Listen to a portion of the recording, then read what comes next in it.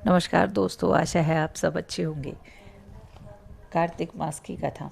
नारद जी बोले, हे महाराज, कार्तिक व्रत धारण करने वाले मनुष्यों के नियम संक्षेप में सुनो। सब प्रकार के मांस, शहद, राई तथा नशा करने वाली वस्तुओं का परित्याग करना चाहिए। पराया अन्न, परद्रोह, विदेश गमन, बिना तीर्थ के अन्य स्थान में रहना छोड़ देवे। देव तथा देवता, वेद, ब्राह्मण, गुरु, गो, वृत्ति, स्त्री, राजा और बड़ों की निंदा त्याग दे।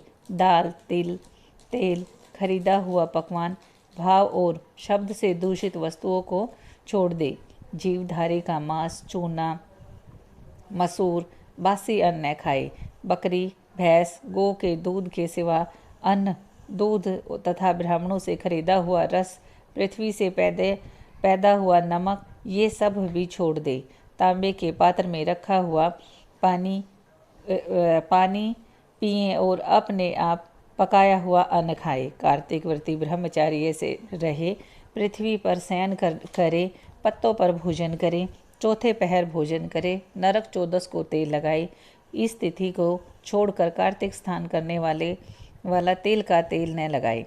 घिया, बैंगन, तरबूज, कत्थय से सब छोड़ दे। शिवद्रोही और वेद से विपरीत चलने वाले ये संभाषण न करें और उपरोक्त मनुष्य और कोमों के देखे अन्न को दोबारा खाए बिना विष्णु भगवान की प्रसन्नता के लिए सामर्थ्य चंद्रयानी व्रतों का पालन करे। कर्म में काशी फल, कटोरी, नई मूली, नारियल, तरबूज, आंवला, घिया, पर्वत, बेर, बैंगन, लौकी और तुलसी, इनके शाक का प्रतिपादित तिथियों से त्याग कर देवें। रविवार के दिन आंवले का सेवन न करे।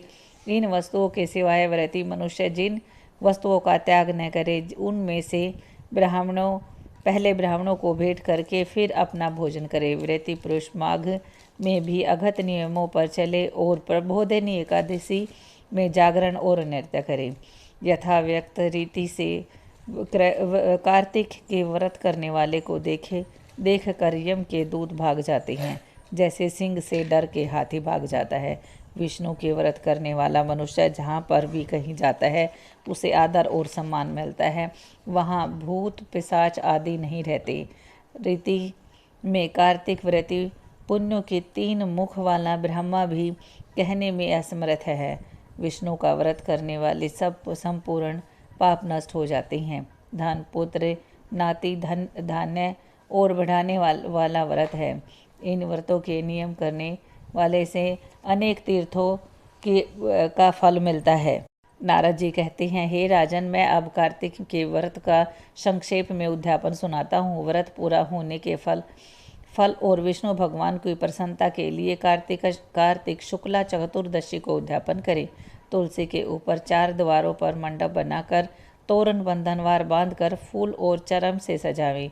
चारों द्वारों पर मिट्टी के बने पुष्प, सुशील जय और विजय द्वारपालों का पूजन करें। तुलसी के पास 4 रंगों के सुशोभित चक्र बनावें।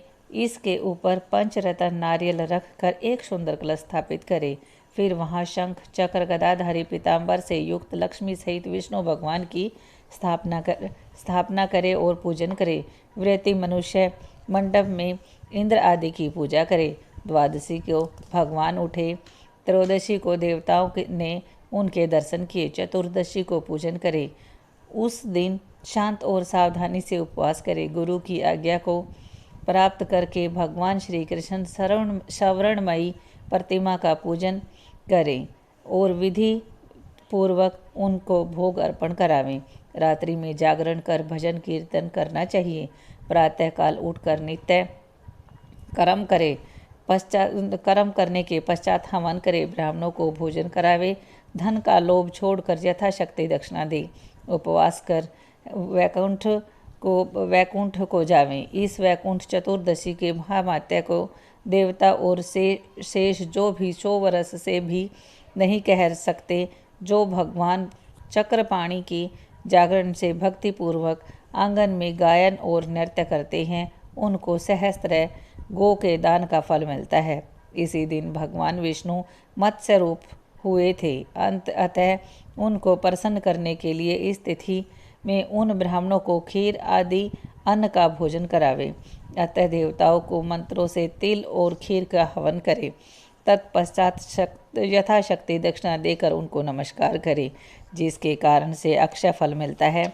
फिर विधि पूर्वक कपिला गौ का पूजन करे और उपदेश करने वाले गुरु को वस्त्र आभूषण से सुशोभित कर उन व्रत का समापन करे। पृथ्वी प्रार्थना मंत्र से आपकी प्रसन्नता से मेरे 7 जन्म के पाप नष्ट हो जाए, मेरी समस्त मनोकामना पूर्ण हो जाए, मरणोपरांत मुझे विष्णु लोक की प्राप्ति हो। ऐसे उन ब्राह्मणों से क्षमा पान करा के और प्रसन्न कर पूजा की सामग्री गौ के समेत गुरु को दान करें। अपने बंधुओं सहित स्वयं भोजन करें। कार्तिक और माघ की यही विधि कही गई है। ऐसे रीति से कार्तिक का व्रत करना चाहिए। संपूर्ण मनोकामनाओं की पूर्ति होती है और भगवान के समीप चले जाती हैं। दोस्तों, आशा है आपको हमारी जो हम कार्तिक महात्म्य की कथा सुनाते हैं आपको पसंद आई होगी। दोस्तों, अगर कहीं भी थोड़ी सी भी गलती हो जाए तो मैं आपसे दिल से माफ़ी मांगना चाहती हूँ। दोस्तों, वीडियो को लाइक शेयर सब्सक्राइब ज़रूर कीजिएगा।